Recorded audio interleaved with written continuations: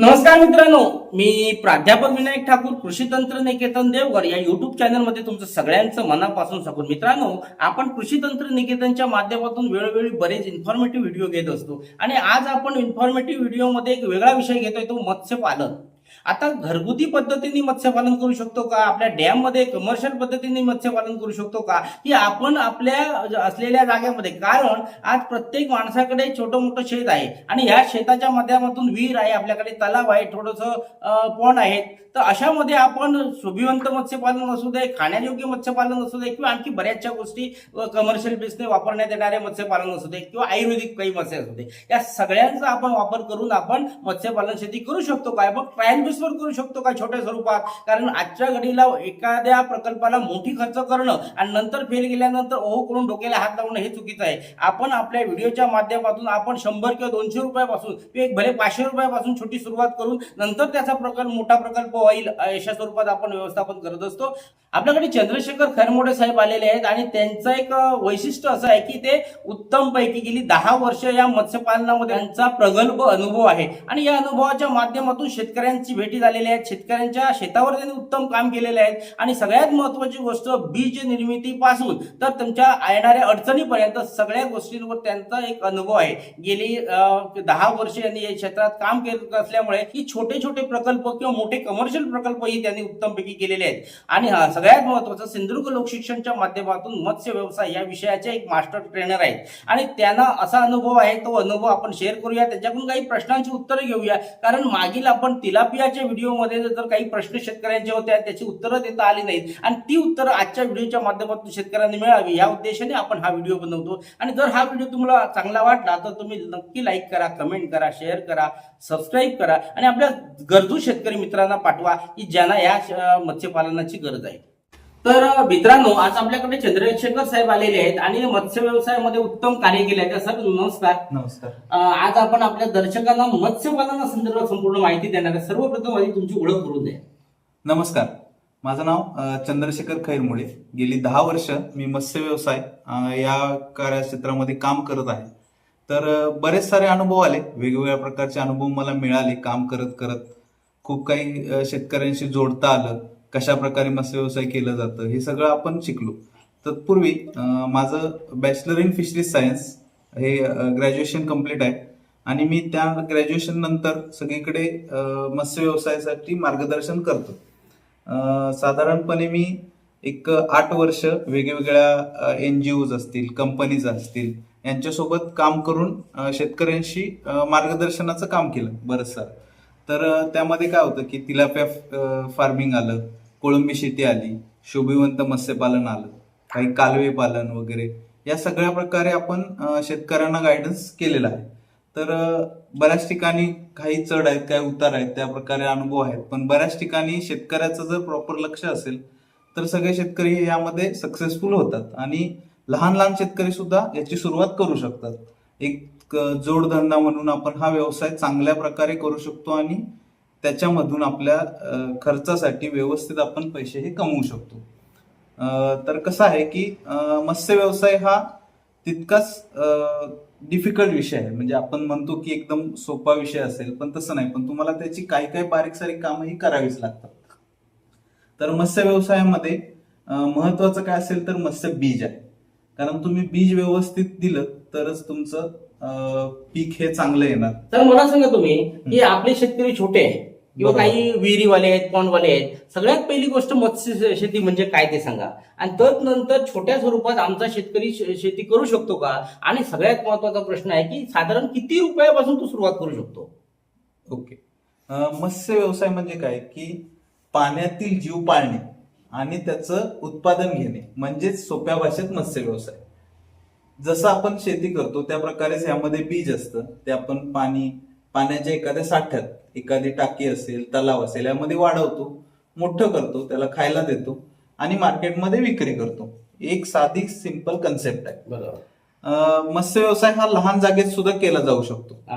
तुम्ही विहीर असेल तुमची तर तुमच्या गरजेपुरतं किंवा तुमच्या आजूबाजूला विकण्यापुरतं थोड्या प्रमाणात मत्स्य शेतीचं उत्पादन हे घेऊ शकता.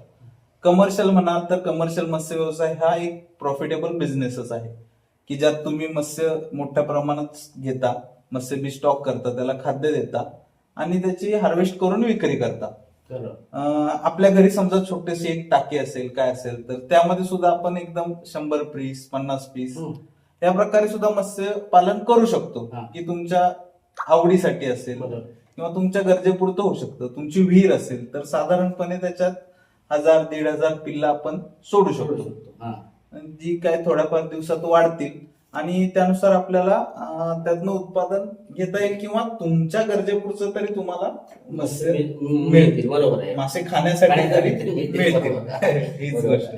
कसं आहे की मासा हा एक सर्वात स्वस्त प्रोटीनचा सोर्स मानला जातो जगामध्ये. की एकदम स्वस्त प्रोटीन कुठलं असेल तर ते मासा आणि आरोग्यासाठी सुद्धा तेवढंच हेल्दी आहे. बरोबर. त्यामुळं तुम्ही लहान जागेत सुद्धा मत्स्य व्यवसाय करू शकता. बरोबर. साधारणपणे मत्स्य व्यवसाय करण्यासाठी तुम्हाला जर छोट्या जागेत करायचं असेल 1000 पिल्लं तुम्हाला पाळायचे आहेत समजा, तर 1000 पिल्लांसाठी साधारणपणे तुम्हाला पिल्लांची किंमत तुमची जर धरली आपण, पिल्लं खाद्य आणि तुमचा इतर सगळा खर्च जर धरला तर 20 ते 25 हजारात तुम्ही सगळं सुरुवात करू शकता. बरोबर. काही हरकत नाही. त्याच्यात तुम्ही व्यवस्थित सुरुवात करून एक अनुभव घेऊ शकता आणि त्याला वाढवू शकता.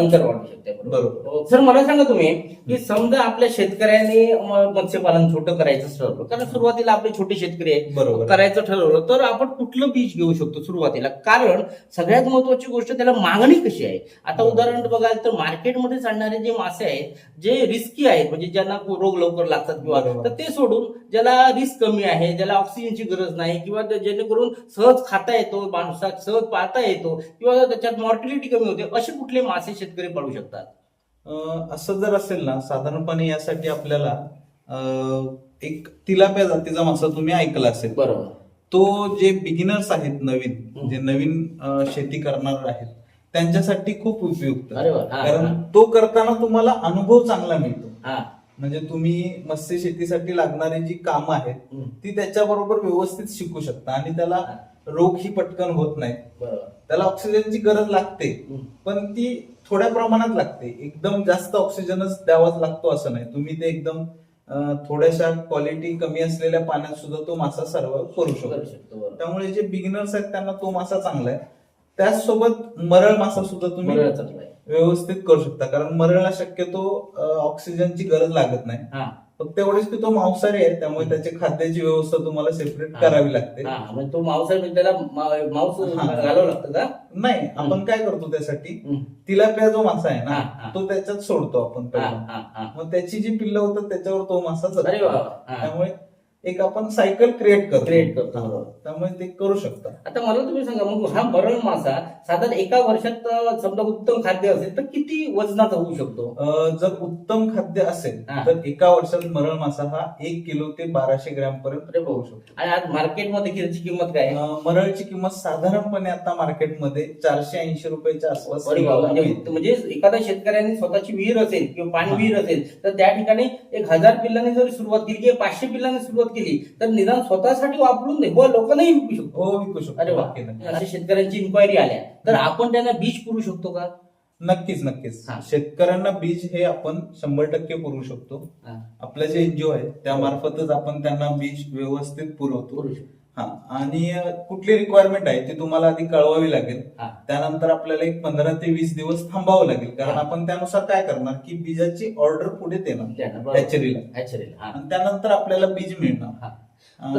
तर मित्रांनो लक्षात घ्या की जर समजा तुम्हाला छोट्या स्वरूपात ट्रायल घ्यायची असेल आणि सरांचं मार्गदर्शन तुम्हाला पाहिजे असेल तर मी डिस्क्रिप्शन बॉक्समध्ये सरांचा नंबर तर देणारच आहे.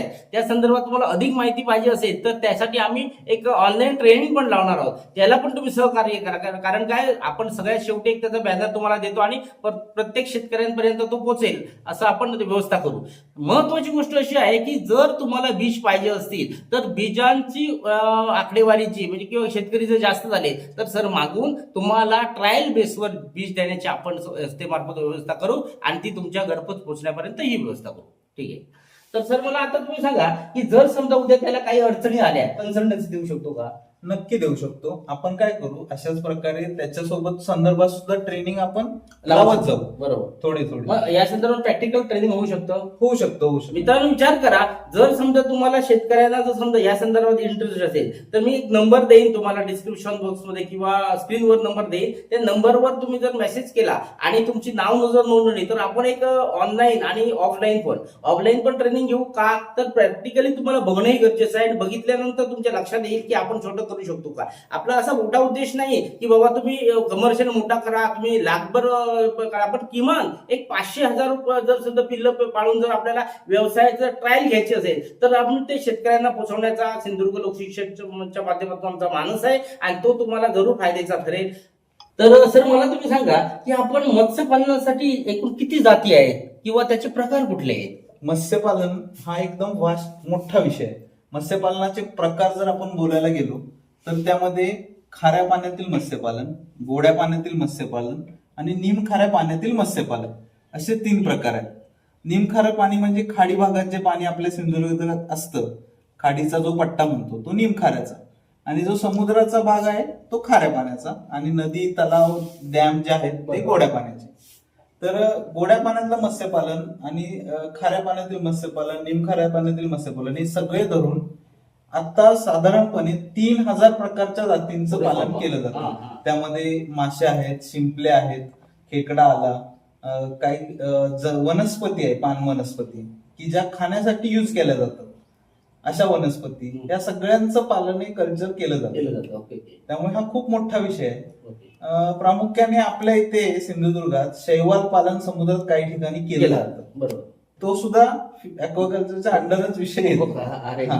मग मला असं सांगा तुम्ही की आता सध्या सहज आणि सोप्या पद्धतीने सिंधुदुर्गात जे फार्म आहेत, जसं कोळंबी आहे किंवा खेकडे आहे किंवा मासे आहेत, तर असे कोणकोणते शेतकरी फार्म डेव्हलप करू शकतो किंवा बनवू शकतो. बरोबर आहे. सध्या सिंधुदुर्गामध्ये कोळंबी शेती करणं हे उपयुक्त आहे. म्हणजे का, तर वातावरण चांगलं आहे, आपल्या खाड्यांना स्वच्छ पाणी आहे, की तसं स्वच्छ पाणी महाराष्ट्रात इतर खाड्यांना मिळणार नाही.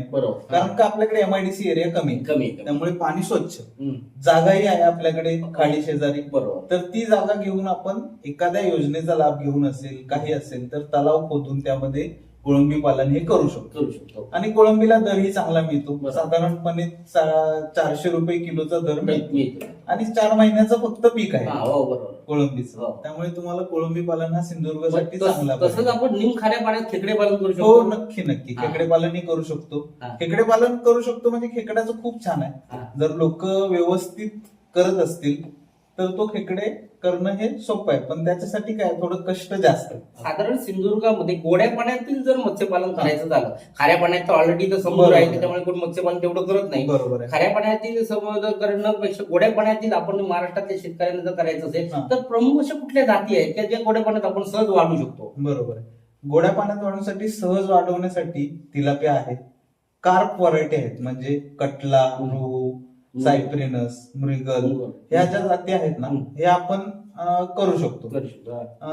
त्याच प्रकारे काही मरळ म्हणा, परत शिंगाडा असतो, परत मरळ शिंगाडा झाला, काही छोट्या शिंगट्यांच्या जाती येतात त्या जाती आहेत. परत पंग्याशियस जो व्हरायटी येते, ह्या काटे नसलेल्या मासे, म्हणजे गोडा मासा म्हणतात त्याला काटे नसतात, हे मासे सुद्धा आपण करू शकतो आणि त्यांना किंमतही जास्त मिळते. बरोबर. त्यामुळे मत्स्यपालन करू शकतो. काही कोळंबीच्या जाती आहेत ज्या गोड्या पाण्यातही केल्या जाऊ शकतात, त्याही करू शकतो आपण. फक्त प्रत्येकाचं बीज हे अवेलेबिलिटी करणं थोडस वेळाचं काम आहे. म्हणजे क्वांटिटी जास्त असेल तर होऊ शकतं. तरी होऊ शकतं. जरी छोटी असेल तरी पण कसं आहे, एक ऑर्डर क्रिएट करावी लागते. म्हणजे मत्स्य व्यवसाय करायचा तर आधी तुम्ही प्लॅनिंग करा आणि मग सगळं चालू करा, अचानक जाऊ नका. तर सर मला आता सांगा, समजा शेतकऱ्यांना समजा एखाद्या शासकीय योजनेचा वापर करायचा असेल, की योजना घ्यायची असेल, तर त्या योजनेचे स्वरूप कसं असेल, याच्यासाठी काय डॉक्युमेंटेशन लागतात, किंवा दुसरी गोष्ट त्याच्यात काय सबसिडी आहे आणि त्या निकषामध्ये आमचा शेतकरी बसेल काय, आणि तो शेतकरी घरच्या घरी तो घेऊ शकतो का, या संदर्भात थोडीशी माहिती आमच्या शेतकऱ्यांना द्या.